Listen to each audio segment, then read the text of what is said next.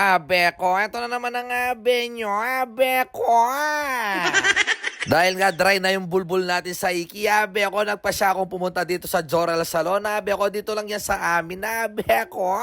Dahil nakita ko si Ira Gatus sa daan, abe ko, galing ata sa kanila. Ngayon tinanong ko kung open nga yung shop ni paring Jorel. Ang sabi niya sa akin, open daw, kaya pumunta na agad ako dito, abe ko. Tingnan nyo naman kabilis ang proseso, abe ko, sagli, applyan na ako kay Buhok, abe ko, di ko alam kung ano nilagay niya sa aking buhok, abe ko, yan nga pala si paring Jorel, abe ko. At habang nakamarinate ang buhok ko, abe ko, kumain muna sila kasama ng mga staff niya, abe ko, kinapakain nga nila ako, kaso busog pa ako dahil kakakain ko lang, abe ko. Ito nga pala yung Facebook page niya sa mga gustong magpagawa ng bulbul sa Iki, abe ko, pwede rin siyang mag home service, abe ko. At nung na-marinate ng maayos yung ating buhok, abe ko, yan na nga, hugasan na ni Ira, abe ko, inaaya ko sa likod, kala ko anong gagawin niya, abe ko.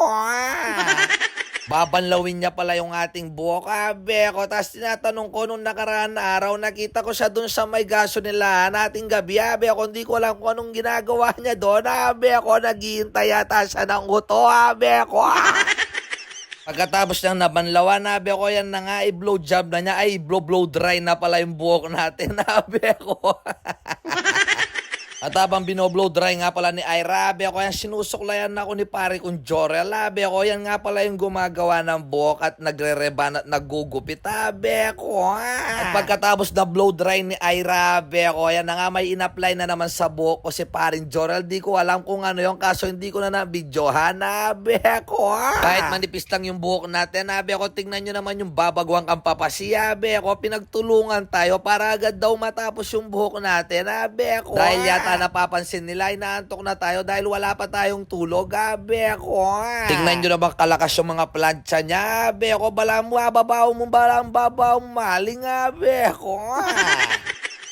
Hindi na rin nakapagpigil si paring Jorel, abe ko, yan na nga, sumali na rin sa pagpaplansya ng buhok ko, abe ko. Gusto pa mo niya, i-reban niya yung buhok ko sa kanipis lang ng buhok ko, abe ko. Uri na ako ata maglupang diyay, abe ko.